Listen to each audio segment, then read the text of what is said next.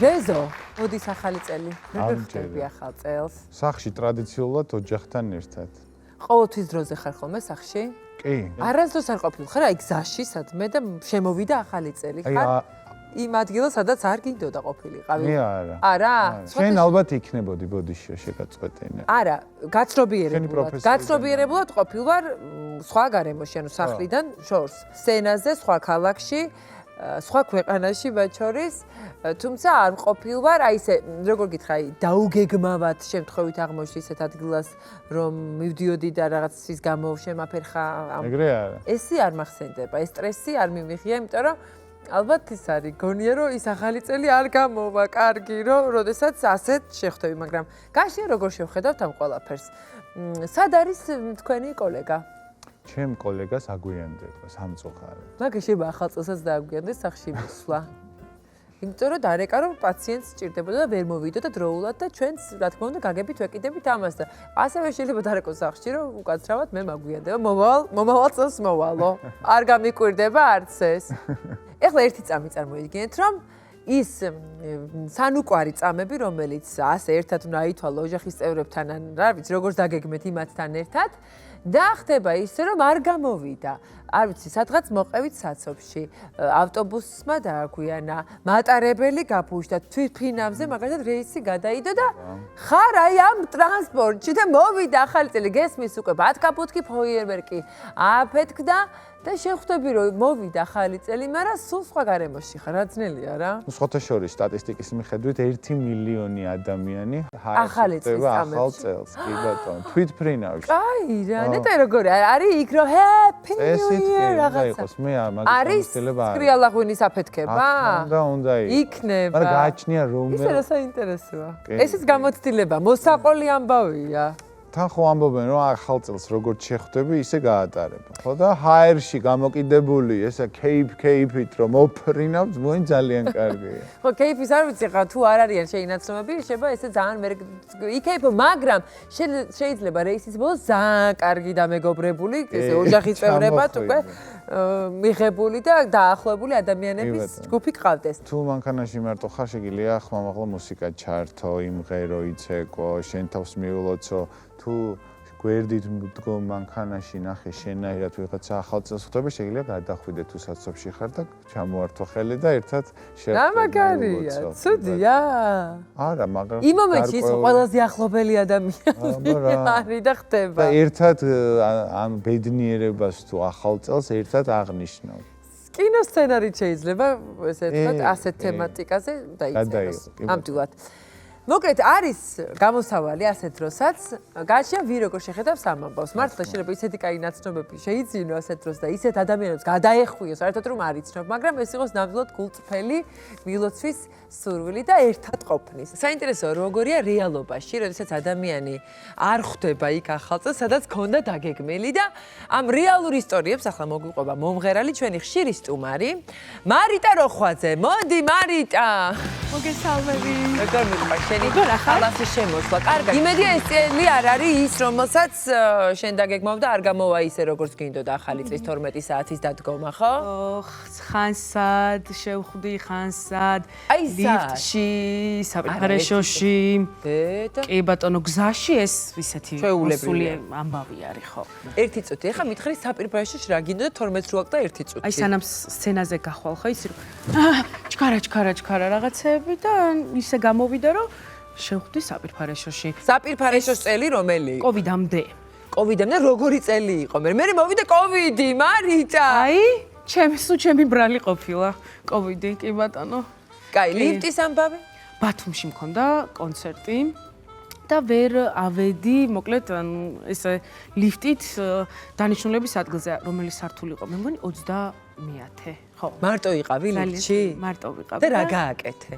აი მივხვდი რომ 12-ია, გარეთ არის ბათქაბუთქი, ხალხი კივის, წივის, გილოცავთ რაღაცა, შენ აქენი. ტრადიციად ვაქციე რომ სადაც არ უნდა ვიყო 0:00 საათზე, ჩემი ტექსტი მაქვს რომ სიხარული ბედნიერება წარმატება ჯანმრთელობა აუცილებლად. თან სარკის წინ ვიყავი და ისეთი კარგი მანიფესტაცია გამომივიდა. კი. კაი და უდიდესი. უთხარი ყველაფერი რაც გინდოდა. ჩემს გამოვიდა? გამოვიდა. და რო გაიღო ეს ლიფტის კარი უკვე და იყო პირველი 1 ან 2 წუთი რა. იქ რა ვის მოვიყო გადაეხვიე? არც არა. სცენაზე ავარდი ეგრევე რომ ხა აი ბათქაბუთქები, შამპანიურები, რაღაცა ყველა ერთმანეთს უოცავდა და მე ესე ძალიან საყვარლად და ცოტა საწყლად სცენაზე კი ბატონო. მაგრამ როგორც ჩანს, თვაც სუდად არ გაგდაცდილი ეს? არა. ექსტრემალური ახალი წლის დადგომები. არა. და გზის ამბები? აი მაგალითად რომელ მაგისტრალზე იყავი? ძირითადად მე ხო ეს დასავლეთი აღმოსავლეთის გზაზე თბილისი-ქუთაისი ხშირად მიწევს სიარული და ერთ-ერთი ეგ ამბავი იყო. ქუთაისში მივდიოდი, ქუთაისში მქონდა კონცერტი და აი ზუსტად ეს აი გზაში შევხვდი ალბათ და მე ჩავედი 9:30 საათის შემდეგ ხო ქუთაისში დანიშნულების ადგილას. ანუ პუნქტუალური ხარ?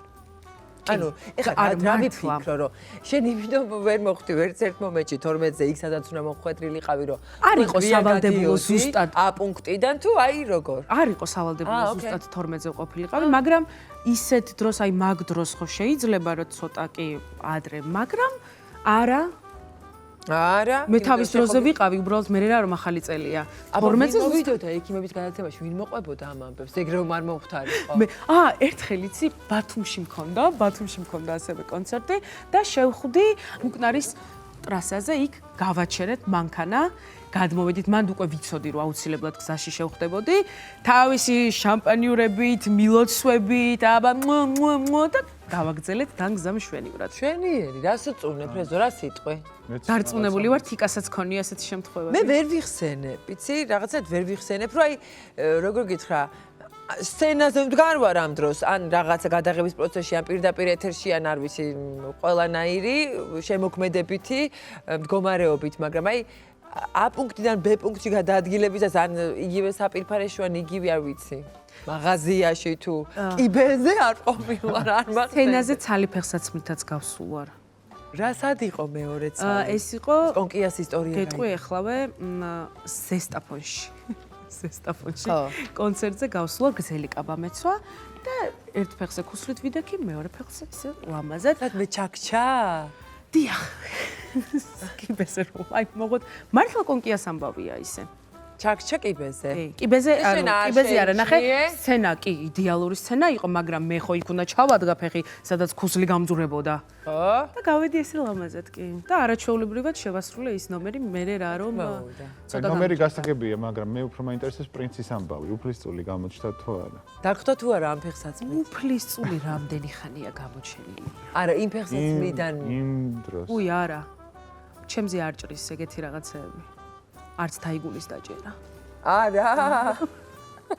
შეხარა არა ორდინალური. მაგრამ შენი რიტუალი მაინც გქონია საახალწლოდ, რა ვიცი, სადაც არ უნდა ხდებოდა, მაინც გაქვს შენი უსტარი, რომელსაც საკუთარ თავს უსწრებს. აუცილებლად. თან სარკეც თუ მექნება მთლად იდეალურია. ეხლა თუ ვინმე გვიყურებს და შემთხვევით მოხდა ისო, შეიძლება აღმოჩნდეს ისეთ სიტუაციაში, რომელიც არ იყო მისთვის ასეთი სასურველი. ხო, ესეთ რაღაც, არ ვიცი, ნებისმიერი სხვა ლოკაცია იქიდან მოშორებული, რომელშიც უნდა ყოფილიყო იმ მომენტში. აი რას ურჩევდი, რა გააკეთოს ესეთ ჩვენ ვუქმნით საკუთარ თავს დღესასწაულს. ასე რომ, სადაც არ უნდა იყოთ, მეგობრებო, ყველგან შეგიძლიათ აღნიშნოთ ძალიან საყვარელად და ლამაზად საკუთარ თავთან. იმიტომ რომ საკუთარი თავი ძალიან უნდა გიყვარდეთ. აი ესე და ეხლა მე უცებ მომაფიქრდა. გატაცებული ვარ ამ პოდკასტ ბლოგებით. ჩართეთ ლაივი.